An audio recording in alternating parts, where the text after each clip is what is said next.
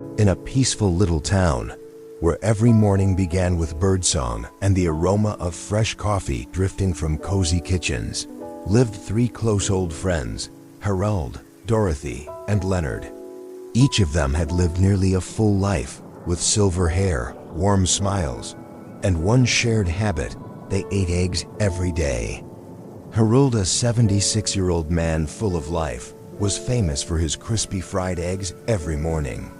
He always believed eggs taste best when the edges are golden and crisp.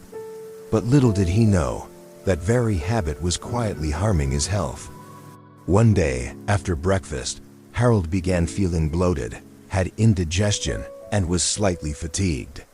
He thought it was just aging, but when the symptoms persisted, he decided to investigate. That's when he discovered a surprising fact. Overfried eggs undergo oxidation, producing bad cholesterol and inflammatory compounds. The crispy golden edges he loved were actually signs of destroyed nutrients. From then on, Harold changed his cooking methods. He learned to steam eggs, soft-boil them, or gently pan-cook them. Just a few weeks later, he felt lighter, less tired, and as if he had regained a few youthful years. Dorothy, a 68-year-old health-conscious woman, had a different belief. Raw eggs are nature's essence. She often started her day with a smoothie that included raw egg, thinking this preserved all the nutrients. But one day, Dorothy experienced severe stomach pain. She had to be hospitalized due to food poisoning. Test results showed she had contracted salmonella from the raw egg she thought was clean and natural. Her doctor explained that raw eggs not only carry bacterial risks, but also contain a substance called avidin, which blocks the absorption of biotin, an essential vitamin for hair, skin, and the nervous system. Shocked, Dorothy never drank raw eggs again. Instead, she learned to cook them properly, just enough to be safe and still nutritious. The third story came from their friend Leonard, now 78 years old. A simple man, he always used vegetable oil to fry eggs, thinking it was healthier than butter or lard. But lately, he'd been feeling sluggish after meals, with an upset stomach and a foggy mind. During a get-together with Harold and Dorothy, they all shared their stories. When Leonard heard about the silent danger of cooking oils, he decided to look into it.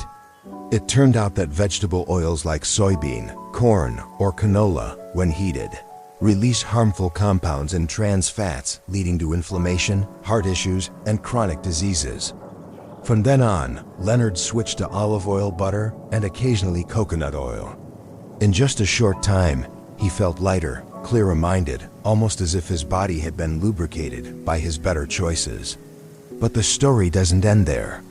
Their fourth friend, Walter, 72, had a habit of prepping eggs for the whole week to save time. He would make a big batch of fried eggs, store them in plastic containers in the fridge, and reheat them each morning. It seemed convenient, but unfortunately, Walter often had digestive issues, mild stomach aches, and sometimes diarrhea. After hearing his friend's stories, Walter began to suspect his storage methods.